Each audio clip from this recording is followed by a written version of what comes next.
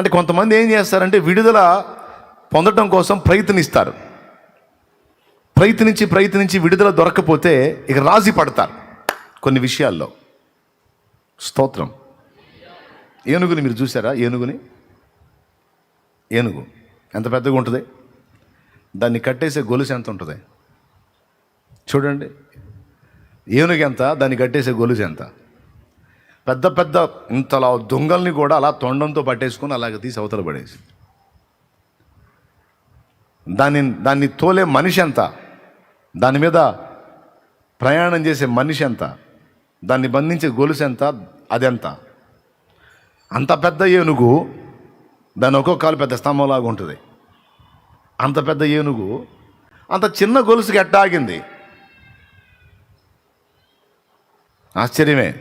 ఒక్కసారి కాలు సరిగ్గా ఇలా అందంటే వాడు చెట్టు కట్టేసినా సరే గొలుసు తెగిపోవటం లేదా చెట్టు పడిపోవటం జరిగిద్ది. అంత బలం.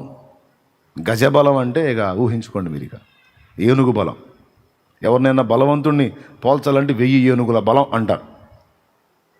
సో అతిపెద్ద బలానికి ఏనుగు ఒక సూచనగా ఉంటుంది. అలాంటి ఏనుగు చిన్న గొలుసుకి ఎలాగా కంట్రోల్ అయిపోతుంది? ప్రభువుకి స్తోత్రం. హల్లెలూయా. మావటివాడి చేతిలో ఉన్న అంకుశం ఎంత? ఏనుగుని తోలేవాడిని మావటివాడు అంటారు. మావటివాడి చేతిలో ఉండేది అంకుశం. ఒక పక్క రింగు తిరిగి ఉంటుంది, బడిసెలాగా ఉంటుంది, ఈటలాగా ఇంతే ఉంటుంది. అది అంత చిన్నదే. దాంతో సరిగ్గా వాడు పొడిస్తే దానికి చిన్న గాయం అయిద్దేమో కానీ ఏం కాదు. కానీ ఆ తొండం తీసుకొని కొట్టింది అనుకో, మళ్ళా అప్పగింతలు చెప్పుకోవడానికి ఇంక మాట కూడా ఉండదు. ఆ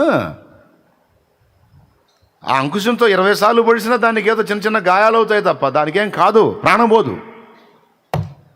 మావటివాడు పర్సనాలిటీ ఆడా, ఏనుగు ఆడా, గొలుసాడా, ఏనుగు ఆడా, మావటివాడి చేతిలో ఉన్న అంకుశం ఆడా, ఏనుగు ఆడా. అంకుశం మొత్తం కలిపి దాని తోకంత ఉండదు. స్తోత్రం. కానీ చాలా చిన్నమైన ఈ మూటికి ఎట్లా కంట్రోల్ అవుతుంది? అంత పెద్ద ఏనుగు అంటే మన వాళ్ళు సైంటిఫిక్గా చెప్తారు, ఏనుగు కంటికి మనం చాలా పెద్దవాళ్ళ కనపడతామని. కోర్స్ అయితే అయి ఉండొచ్చు, అది వేరే సంగతి. ఎందుకంటే వాళ్ళు పరిశోధన చేసి చెప్పారు, మనం చేయలేదు కాబట్టి మనం నమ్మలేం. మనకు కూడా అది చూపిస్తే ఇది ఎలా ఉంటుంది అంటే అప్పుడు నమ్ముదాం. నేషనల్ జియోగ్రాఫిక్ ఛానల్ పెట్టుకొని నీకు వెతుక్కోవాలా దాని గురించి ఏం చెప్పారని. సో అది పక్కన పెట్టేద్దాం. అసలు ఇంకొక స్పష్టమైన కారణం చెప్తాను. ఏనుగుని ఏం చేస్తారంటే పసిప్రాయంలో తీసుకొస్తారు కదా, దాన్ని పసిప్రాయంలో తెస్తారు. పెద్దవాటిని కూడా కంట్రోల్ చేయడానికి ట్రై చేసేవాళ్ళు ఉన్నారు కొంతమంది. అది పెద్ద సాహసంతో కూడుకున్న పని. ఏనుగు పిల్లల్ని పట్టుకొస్తారు. అది చిన్న దశలో ఉన్నప్పుడు దాని గొలుసు పెద్దగా ఉంటుంది, తెంచుకోలేదు. అంకుశం కూడా దానికి పెద్దగా అనిపిస్తుంది. ఆ గాయం కూడా బాగా ఇబ్బంది కలిగిస్తుంది. తర్వాత మనిషి కూడా దానికి పెద్దగా కనపడతాడు. అది ఏనుగు పిల్ల పర్సనాలిటీ. అది స్క్రీన్ మీద మీకు కనపడుతుంది చూడండి. ఏనుగు పిల్ల పర్సనాలిటీ అది. మనిషి ఎంత ఉన్నాడు, ఏనుగు ఎంత ఉంది, పిల్ల. ఓకే. అప్పుడు కట్టే ఆ గొలుసులా తెంచుకోలేదు. అది దాని ఆరంభం. స్టార్టింగ్లో ట్రై చేస్తుంది తెంచుకోవడానికి, అది రాదు. అంకుశం యొక్క గాయం దాన్ని నొప్పి పుట్టిస్తుంది. మనిషి కూడా దానికి పెద్దగా కనిపిస్తాడు. ఇక అలవాటు చొప్పున కొద్ది రోజులు ట్రై చేసి చివరికి ఏం చేసి తెలుసా? ఏనుగు రాజీ పడిద్ది. ఇక ఎంత ట్రై చేసినా నేను ఇంతే అని రాజీ పడిపోయింది. రాజీ పడిపోయి పోరాటం మానేసి ఆడు చెప్పినట్టు చేయటం మొదలుపెట్టింది. దానికి ఎంతో బలం పెరిగింది. ఎంత బలం పెరిగిందంటే అది తెంచుకోవాలని నిజంగా పట్టుబడితే వాడు 20 గొలుసులు వేసినా సరే తుత్తునీలు అయిపోతాయి, అడ్రస్ కూడా ఉండవు. కంట్రోల్ చేయడానికి వాడు అంకుశం తీసుకొని వస్తే వాడు అంకుశాన్ని గిరగిర తిప్పి నేలకేసి కొట్టిందంటే మళ్ళీ సప్పుడు కూడా ఉండదు. అంత బలం దానికి వచ్చింది, అంత ఆహార్యం దానికి వచ్చింది, అంత దేహం దానికి వచ్చింది. కానీ దాని జ్ఞాపకాల్లో, దాని మైండ్లో ఏది ప్రింట్ అయిపోయింది? నా బతుకింతే, నేను బయటపడలేను, నేను తెంచుకోలేను, నా వల్ల కాదు, కష్టం. కొంతమంది మనుషులు కొన్ని పరిస్థితులకి అలా రాజీ పడిపోతారు. బలహీనతలతో కొంతమంది అలా రాజీ పడతారు. ఇప్పుడా చాలా కాలం నుంచి తాగుతున్నాను నేను, దీని నుంచి బయటపడటం అసాధ్యం అంటారు. ఎందుకు అసాధ్యం? నువ్వు అలాగ అనుకుంటున్నావు. కానీ దాన్ని జయించగలిగే మనోనిగ్రహాన్ని దేవుడు నీలోనే ఉంచాడు. కొద్దిగా నువ్వు ట్రై చేస్తే తప్పకుండా నువ్వు ఎంత సీనియర్ త్రాగుబోతువైనా గెలవచ్చు. త్రాగుడు వల్ల కలిగే నష్టాలని నేను చెప్పను. త్రాగుడు వల్ల ఈ నష్టం కలిగిద్ది, త్రాగితే భార్య పిల్లలు ద్వేషిస్తారు, త్రాగితే అనవసరంగా తనులు తినాల్సి వచ్చి, త్రాగితే డబ్బులు పోతాయి, తాగితే లివర్ పోయిద్ది, అది పోయిద్ది, ఇది పోయిద్ది. ఈ సోదంతా నేను చెప్పేది ఎందుకు? తాగుబోతాడు తెలుసు ఆల్రెడీ. ఇంకా పెద్ద లిస్టు వాడే ఇస్తాడు నాకు ఇవ్వమంటే. త్రాగుడు వల్ల కలుగు నష్టములంటే వాడు రాసి ఇస్తాడు. ఎన్ని ఉన్నాయిరా బాబు, నీకు తెలిసినవి కొన్ని, పర్సనల్గా నేను అనిపించే ఇంకా కొన్ని ఉన్నాయి, ఎన్ని ఉన్నాయంట. ఇక్కడ త్రాగుడు వల్ల కలిగే నష్టాలు కాదు, బయట ఎట్టబడాలి, అది సమాధానం. ప్రతి మనిషిలో దేవుడు ఆశ నిగ్రహాన్ని, మనో నిగ్రహాన్ని, ఇంద్రియ నిగ్రహాన్ని కొంత ఏర్పరిచే ఉంచుతాడు. తెలుసా మీకు? లేకపోతే ఇప్పుడు ఈ ప్రపంచం ఇలా నడవదు. చాలా విషయాలు మనం చూడండి, మన చుట్టూ జరుగుతున్న వాటిని మన కళ్ళ ముందుకు అందుబాటులోకి వచ్చి చాలా విషయాల్లో కంట్రోల్ చేసుకుంటుంటాం, కోపాన్ని కంట్రోల్ చేసుకుంటాం. కొంతమంది నాకు చాలా కోపం అండి, నేను ఊరకనే కోపడతాను అంటాడు. ఎమ్మెల్యే దగ్గర పోయి కోపడతాడా? పక్కన వాళ్ళతో చెబుతున్నాడు, నేను చాలా కోపిష్టి మనిషిని అండి, నేను చాలా కోపదారిని అంటాడు. ఎవడి దగ్గర నీ కోపం? నీ భార్య దగ్గర, నీ పిల్లల దగ్గర, లేకపోతే నీకు భయపడే వాళ్ళ దగ్గర నువ్వు కోపదారివి. పోలీసు వాడి దగ్గరికి పోయి నా కోపం ఏంది అని అనుకో, పట్టుకొని కుళ్ళబొడి చాడి పెడతాడు. అవునా కాదా? అంటే అక్కడికి పోయినప్పుడు వీడికి ఎలాంటి తత్వం అన్నా నిగ్రహించుకుంటున్నాడు. ఉందా లేదా? ఉందా లేదా? కొంతమందికి విసుగు ఉంటుంది. నా దగ్గరకు వచ్చినప్పుడు విసుగు నిగ్రహించుకుంటుంటారు కొంతమంది. ఎందుకంటే ఓ పట్టా నేను దొరకను కాబట్టి. పొద్దున్న వచ్చిన వాళ్ళకి ఒక్కొక్కళ్ళకి సాయంత్రం దొరికా నేను. ఈ పగలంతా ఎన్ని తిట్టుకుని ఉంటారు నన్ను. ఛీ,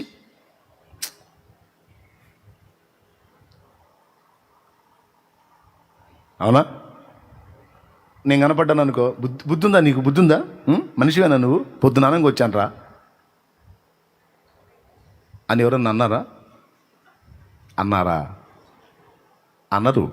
ఎందుకు? విసుగు వచ్చినా, చిరాకు వచ్చినా, కోపం వచ్చినా, బాధ వచ్చినా నేను కనపడగానే వందనాలు అన్నయ్య,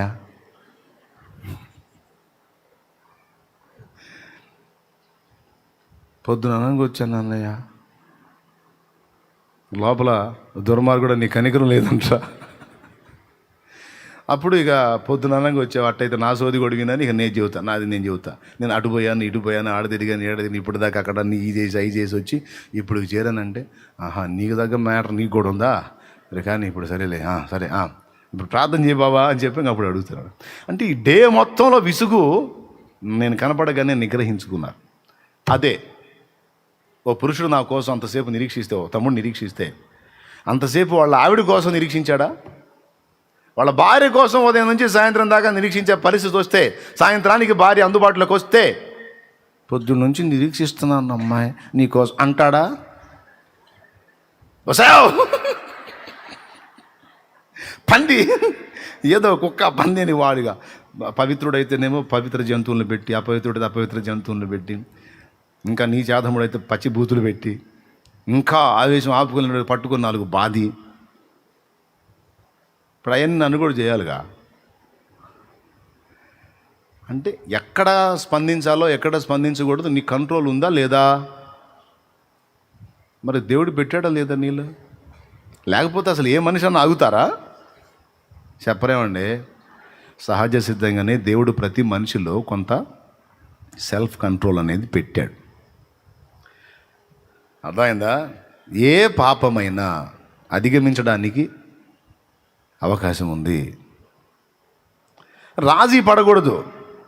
పరిస్థితులు మారతాయో లేదో, ఇక ఇంతే, ఈ బలహీనతలు ఇంతే, ఈ సమస్యలు ఇంతే, నా జీవితం ఇంతే, నా బ్రతికి ఇంతే, ఆడి బతికి అంతే, ఎల బతికి ఇంతే, అంతా ఇంతే, అంతే.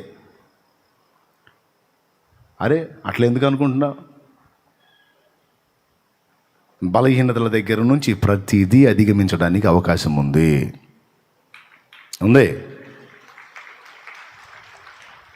నీలో దేవుడు ఉంచినటువంటి ఆ మనోనిగ్రహాన్ని, ఆశా నిగ్రహాన్ని, ఇంద్రియ నిగ్రహాన్ని దేవుణ్ణి ఆశ్రయించి దేవుని ఆత్మ ద్వారా బలోపేతం చేసుకుంటే ఎంత బలహీనత, ఎన్ని సంవత్సరాల బలహీనత అయినా ఖచ్చితంగా జయించగలుగుతావు. నాకు తెలిసిన ఒక సోదరుడు ఉన్నాడు, సుమారుగా 30 సంవత్సరాల నుంచి విపరీతంగా తాగుతూ ఉన్నాడు. ఆయన త్రాగుడు అనే వ్యసనానికి బానిస అయిపోయాడు. ఒక ఇంట్లో ఆయన ఉండి ఇంటికి నిప్పు పెట్టుకున్నాడు, అది తగలబెడితే అందులో కలిసి కాలిపోవాలని. తాగి హైవే రోడ్ల మీదకి వెళ్ళి వచ్చే లారీలను ఆపుతూ ఉంటాడు. ఆపుతామంటే మామూలుగా చేయి తాపడు. వచ్చే లారీ ముందు సడన్గా అడ్డొస్తాడు. ఎందుకు? సావాలని. తాగి. అలాంటి మనిషి. నేను వాళ్ళ ఇంటికి దగ్గర కూటమి పెడితే నేను యేసయ్య పాట పాడుతుంటే ఆ పాటకి స్టెప్పులు వేస్తున్నాడు ఆయన. అది కూడా ఆయన ఎక్కడో దూరంగా ఉండేస్తే పర్లా, నా టేబుల్ దగ్గరికి వచ్చి అట్లా పక్కన నిలబడి ఎగురుతున్నాడు.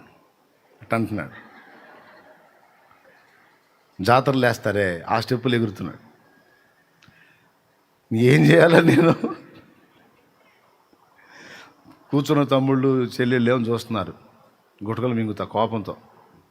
వాళ్ళకి సైగ చేశా. అతను వాస్తవంగా మద్యం సేవించి ఉన్నాడు, కానీ అతడు ఇక్కడికి రాకూడని స్పాట్ ఇది. ఇక్కడికి రాకూడని స్పాట్, రాకూడని స్థలం ఇది. కానీ ఈ స్థలానికి వచ్చి ఎగురుతున్నాడంటే ఏర్పాట్లో ఉన్నాడు.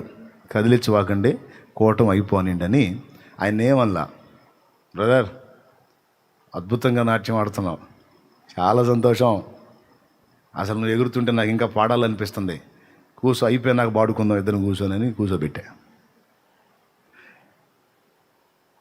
ప్రశంసించాను కదా. కూర్చున్నాడు. కూర్చొని చక్కగా దేవుని మాటలు విన్నాడు. ఆత్మలో కార్యం జరిగింది.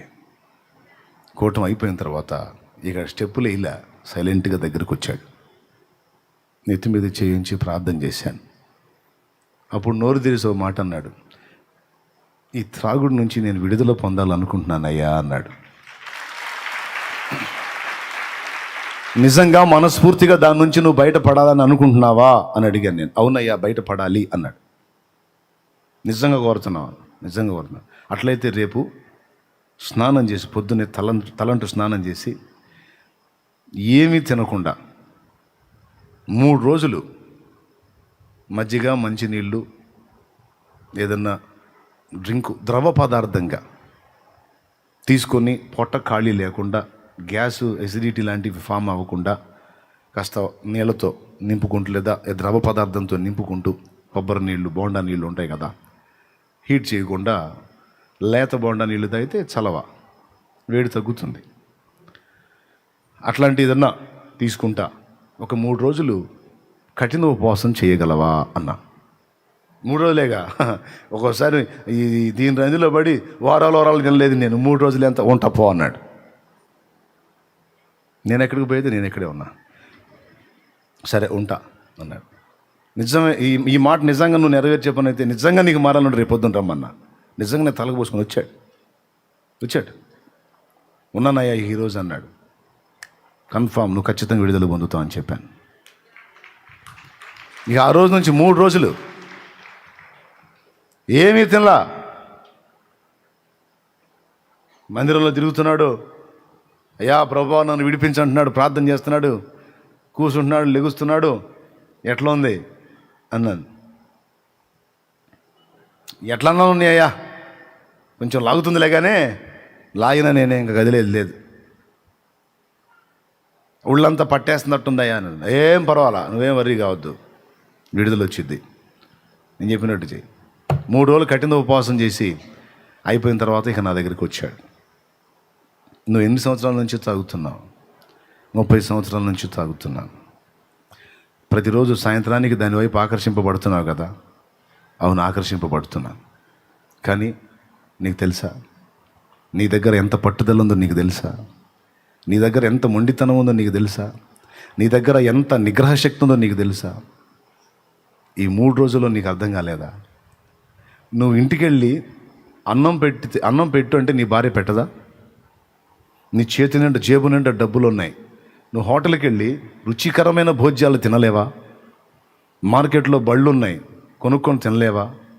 నీ చేతిలో డబ్బులు ఉన్నాయి, ఇంట్లో ఆహారం ఉంది, హోటల్లో ఉంది, మార్కెట్లో ఉంది, ఏది కావాలంటే తెచ్చుకొని తింటానికి డబ్బులు ఉన్నాయి, అన్నీ ఉన్నాయి. కానీ 3 రోజులు అన్నీ అందుబాటులో ఉన్నా టచ్ కూడా చేయకుండా, వాటికి వెళ్ళి కూడా చూడకుండా అలా నిలబడిపోయావంటే ఎంత మొండితనం ఉంది నీ దగ్గర, ఎంత పట్టుదల ఉందో చూడు. ఎక్కడ నువ్వు బానిసవయింది? ఇదే పట్టుదల దాని మీద చూపించన్నా, ఇదే మొండితనం ఇక దాని మీద చూపించు. ఏది నిన్ను బలహీనపరుస్తుంది దాని మీద చూపించు, ఆటోమేటిక్గా కంట్రోల్ అయిపోయిందని చెప్పాను. అతనిలో ఉన్నటువంటి ఆ నిగ్రహ శక్తి అనేది దేవుని సన్నిధిని ఆశ్రయించాడు గనుక దాన్ని దేవుడు తన ఆత్మ ద్వారా అభివృద్ధి చేశాడు. దేవుడు మనకు శక్తియు ఇంద్రియ నిగ్రహమును గల ఆత్మనిచ్చాను కానీ పిరిగితనం గల ఆత్మని లేదంటాడు కదా. తన ఆత్మశక్తి ద్వారా అతన్ని ఇంకా ఉజ్జీవింపజేశాడు. ఎందుకంటే హృదయపూర్వకంగా దాని నుంచి విడుదల పొందగోరాడు కనుక.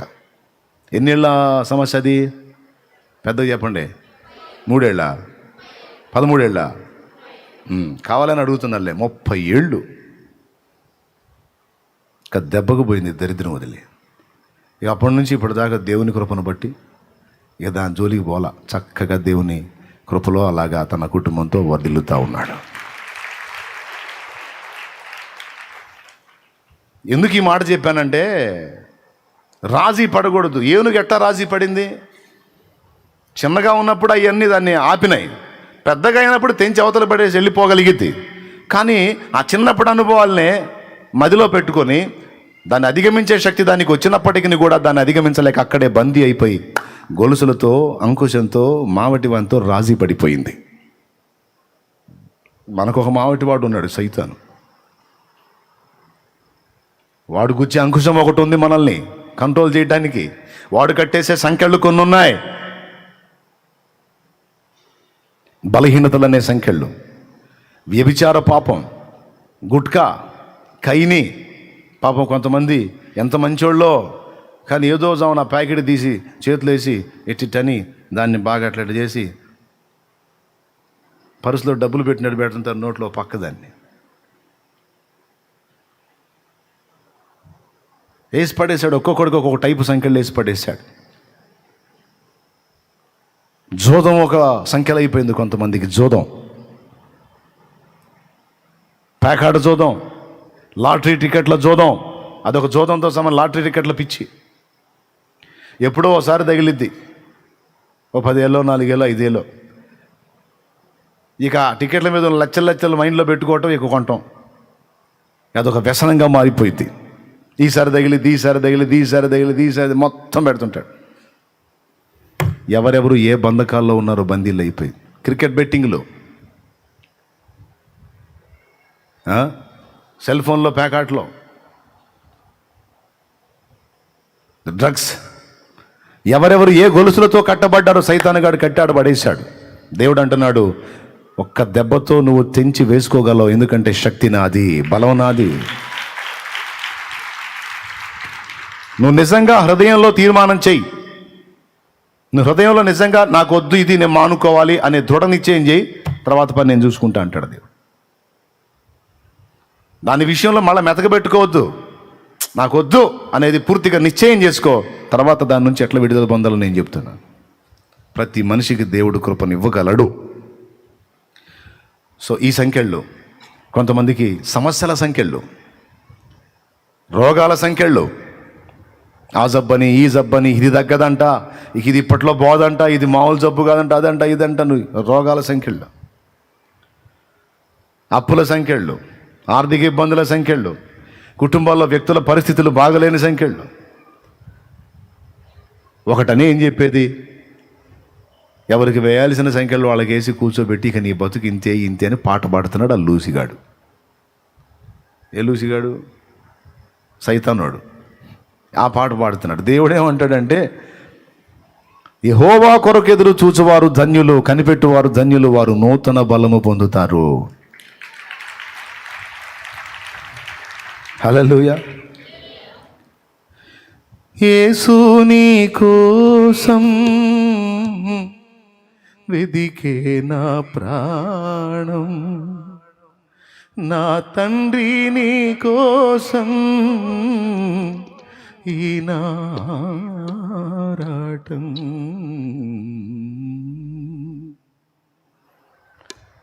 ఆయన కదిలితే, ఆయనకు వస్తే వీళ్ళిద్దరికి ఏం జరిగిందో చూడండి. అయిపోయి 3. మొట్టమొదటిది ఏంటిది? నిరీక్షణ. నిరీక్షణ, ఎదురుచూపు, నిరీక్షణ. పెద్ద చెప్పండి. ఎన్ని రోజులు? విడుదల వచ్చేంత వరకు ఎదురు చూస్తా. ఇది ఇంతే అని అనను, రాజీ పడను. చెప్పు, రాజీ పడను. చెప్పు. దేంతో? బలహీనతలు కావచ్చు, సమస్యలు కావచ్చు, బాధలు కావచ్చు, నిందలు కావచ్చు, అవమానాలు కావచ్చు, రోగాలు, శరీర సంబంధమైన సమస్యలైనా ఆత్మ సంబంధమైన సమస్యలైనా రాజీ పడను. నా దేవుడు శక్తిహీనుడైతే రాజీ పడతా. ఆయన ఎల్ షడ్డాయ్, సర్వశక్తి గల దేవుడు. సరిగా దేవుని గురించి ఎరగని స్థితిలో ఉన్న వారే అంత నిరీక్షణ కలిగి ఉన్నప్పుడు నేనెందుకు నిరీక్షణ కోల్పోవాలి? ఎన్నో కార్యాలు చేసి నా ముందు సాక్ష్యాలుగా నిలిపిన నా యేసయ్య నాకుంటే నాకెందుకు నిరీక్షణ ఉండదు? నాకుంది. చెప్పండి అందరూ, నాకు నిరీక్షణ ఉంది. ఎంతవరకు? కార్యము జరిగేంతవరకు నిరీక్షణ ఉంది. హల్లెలూయా. ఎంతమందికి అర్థమైంది? క్లియర్గా అర్థమైందా? Any doubts? రైట్. ఇప్పుడు మోకాళ్ళు వేద్దాం. నా తమ్ముడు, నా చెల్లి, అక్క, అన్న, అయ్యా, దేన్ని బట్టి నలుగుతున్నావు? దేన్ని బట్టి బాధపడుతున్నావు? నీ బలహీనతలను బట్టా, నీ రోగాన్ని బట్టా, అప్పును బట్టా, సమస్యను బట్టా, అనుకున్నది జరగలేదనే దేన్ని బట్టి కృంగిపోతున్నావు? పదే పదే బలహీనతలకు చిక్కుతున్నాను, లోకాశల్లో పడుతున్నాను, శరీరేచ్ఛలకు చిక్కుతున్నాను, తుచ్చమైన అభిలాషల వైపు ఆకర్షింపబడుతున్నాను, పాపాన్ని జయించలేకపోతున్నాను, బలహీనతలు అధిగమించలేకపోతున్నాను, నిగ్రహించుకోలేకపోతున్నాను. అసలు ఏ సమస్య నీది? ఏ సమస్య నీది? అది ఎంతటిదైనా నీకు గొప్ప కానీ దేవునికి గొప్పదా? నా దేవుడు కార్యం చేయడా? ఆయన మీద పెట్టుకున్న నీ నిరీక్షణ నేను సిగ్గుపరుస్తుందా? ఈరోజు ఈ విషయాలను స్పష్టంగా గుర్తించు. ఒక తెల్లవారుజామునే కాదు, నీకెప్పుడు అవకాశం దొరికితే అప్పుడు దేవుని సన్నిధికి వెళ్ళి మౌనంగా ఆయన ముందు కనిపెట్టుకొని, ఆయన స్తుతించుకొని, పాడుకొని, కీర్తించుకొని, దేవా దయ చూపమని వేడుకొని, ఆయన నీకు విడుదల ఇచ్చేంత వరకు, ఆయన నీ మీద కనికరం చూపేంత వరకు, ఆయన నీలో మనో నిగ్రహాన్ని మేల్కొల్పేంత వరకు, ఆయన ఇంద్రియ నిగ్రహం గల ఆత్మను, శక్తిని, ప్రేమను కలిగి ఉన్న ఆత్మను నీ మీదకి పంపేంత వరకు, నీకు ఆ బలాన్ని ఇచ్చేంత వరకు. పెంతెకోస్తు పండుగ నాడు వారు పొందిన ఆ నూతనమైన అభిషేకన శక్తిని నీవు కూడా పొందినట్లుగా కనిపెట్టి ప్రార్థన చేయాలి. కనిపెట్టి ప్రార్థన చేయాలి. కనిపెట్టి ప్రార్థన చేయాలి. కనిపెట్టుకోవటం మానద్దు. రాజీ పడద్దు. ఏనుగు బలవంతురాలు అయినప్పటికీ కూడా అది విడుదల పొందలేదు, రాజీ పడిపోతుంది. ఈరోజు చాలా మందిని సాతాను అంతే బంధించి పెట్టాడు. ఇది ఇంతే ఇంతే ఇంతే అని. నో, నీకు విడుదల ఉంది, విడుదల ఉంది. నీవు మోసిన నిందకు ప్రతిగా పూదండ ప్రభువు ఇచ్చునులే. నీవు పొందిన వేదనలన్నీ త్వరలో తీరిపోనులే.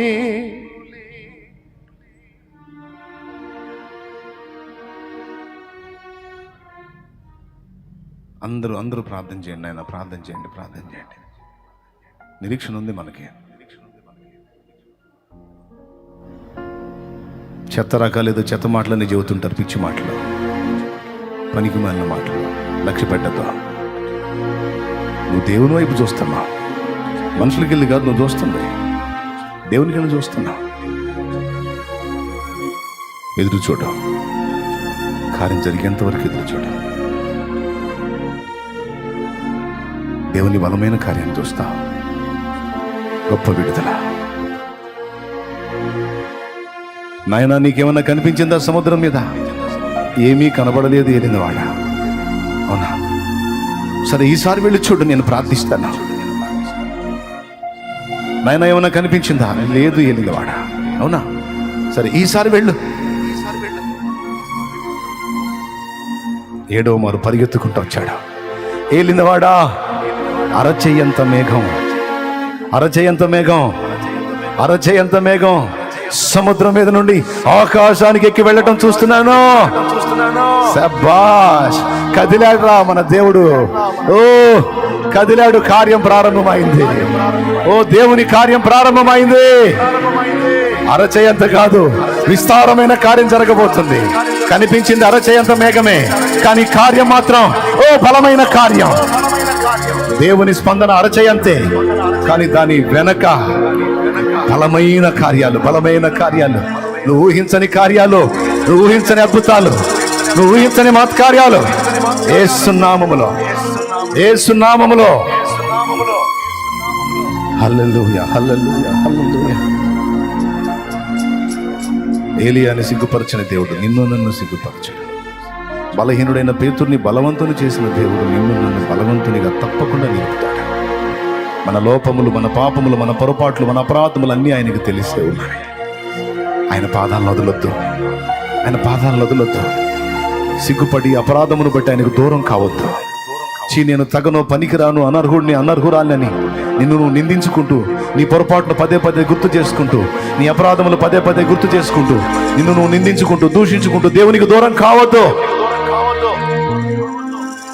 మనం చెంచలమని ఆయనకు తెలుసు, మనం అస్థిరులమని ఆయనకు తెలుసు, నిలకడలేని వారమని తెలుసు, బలహీనులమని తెలుసు. అందుకే కదా నా సన్నిధికి రమ్మని పిలుస్తున్నాడు. బలపరచడానికే కదా, బాగు చేయడానికే కదా, నిలబెట్టడానికే కదా, కృప చూపడానికే కదా. ప్రభువా, ఈ రోజు నీ బిడ్డలందరినీ నువ్వు దర్శించావు, మాట్లాడావు. వందనాలు, వందనాలు, వందనాలు.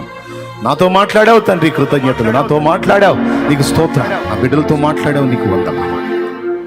ప్రభువా, బిడ్డలందరినీ బలపరచండి, స్వస్థపరచండి, హృదయ స్వస్థత దయచేయండి, మానసిక స్వస్థత దయచేయండి, ఆశా నిగ్రహాన్ని దయచేయండి, అస్థిరతను, చంచలత్వాన్ని దూరం చేయండి, ఇంద్రియ నిగ్రహాన్ని దయచేయండి, మనోబలాన్ని దయచేయండి, ప్రార్థన జీవితాన్ని బలోపేతం చేయండి. నా తండ్రి, నీకు వందనాలు, వందనాలు. ఏదైనా నువ్వు సాధించి పెట్టగల దేవుడు. నీ సన్నిధిని కాచుకునుట అన్నిటికంటే ఉత్తమం నాయన. నీ కార్యం కొరకు కనిపెట్టుకుని ఎదురు చూచుట అన్నిటికంటే ఉత్తమం అయింది నాయన. నీకు స్తోత్రాలు. ఇక నీ సన్నిధి దేవా, నీకు అటు ఇటు మనుషులకి వెళ్ళి నేను చూడన్నాయా. నీకు ఏం చేసిందో నువ్వే చేయాలి. నీ సన్నిధిలో దీనంగా కనిపెట్టుకుంటా ప్రభువా, కాచుకుంటా ప్రభువా, నీ సన్నిధిలో కాచుకుంటా ప్రభువా. నీకు వందనాలు. నీ బిడ్డలు ఇలాగ ప్రార్థన చేస్తుండగా బిడ్డల్ని బలపరచు. పరిశుద్ధాత్మతోను, శక్తితోను, అభిషేకంతోను నింపు. వారు కలిగి ఉన్న బంధకాలు యేసు నామములో తెగిపోవునుగాక. వారు సాతాను చేత పడుతున్న గాయాలు యేసు నామములో కట్టబడునుగాక. వాడి నీలి నీడ బిడ్డల మీద నుండి తొలగిపోవునుగాక. వాడి చీకటి నీడ బిడ్డల మీద నుండి యేసు నామములో, మా మీద నుండి యేసు నామములో తొలగిపోవునుగాక. నీకు అనుగ్రహం బిడ్డలందరికీ దయచేయి. ఎవరు ఏ సమస్యతో బాధపడుతున్నారు, ఏ కొదువతో ఉన్నారు, ఏ విషయంలో భయభీతులతో అల్లాడిపోతున్నారో వాటి నుంచి విడుదల కలగాలి. వారు ఆశించినది వారికి లభించినట్లు కృప చూపుతున్నాయి. ఆశగల ప్రాణమును తృప్తిపరిచే దేవుడుగా దాన్ని కనికరించి బిడ్డలందరికీ సహాయం ఇచ్చి, చిన్నలు, పెద్దలు, వృద్ధులు, స్త్రీలు, పురుషులు, పసిబిడ్డలు, యవనులు, బిడ్డలందరినీ సమస్తం నీ చేతికి అప్పగిస్తాం. యేసు నామములో ప్రార్థించి ఈ మనవులకు జవాబులు పొందామని నమ్ముచున్నాం తండ్రి. ఆమేన్.